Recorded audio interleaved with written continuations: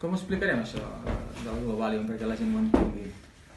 Hòstia, és molt difícil, És complicat, això, Perquè saps què passa? Que pot semblar que és molt teòric. Si no expliquem que té una part vivencial...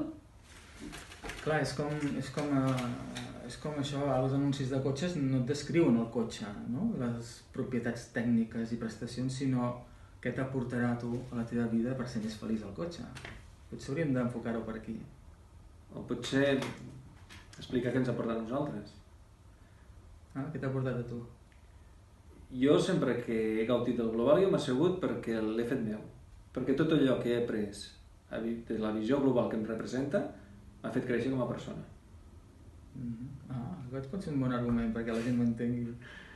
El que passa és que faltarà concretar una mica més.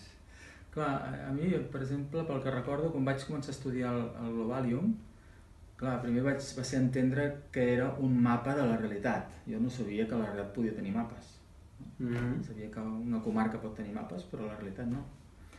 I em vaig adonar que el meu mapa mental era molt petitó. I quan vaig començar a veure aquella globalitat, no? Allò que el mapa et diu que hi ha tota una part teòrica, tota una part pràctica, tot un territori subjectiu, tots uns conceptes que són més objectius, una part més profunda, transcendent, una més fenomènica, tot això em va començar a fer uns clecs al cervell que vaig adonar-me que la meva gairebé estructura mental de la veritat va canviar i inclús em va fer mal. Em va fer mal de cap.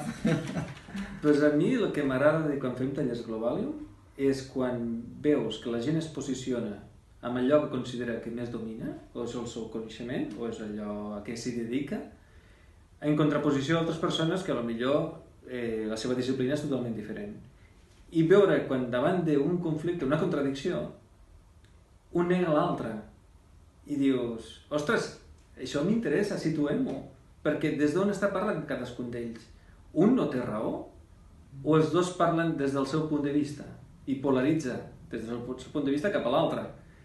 Aquesta interacció és riquíssima. I és pacificadora.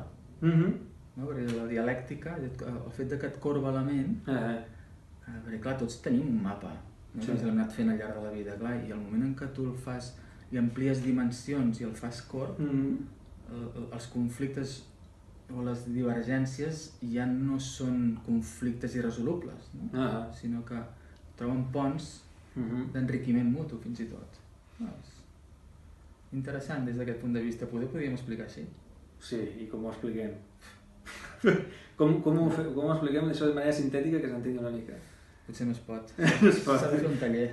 Bueno, fem-ho així, perquè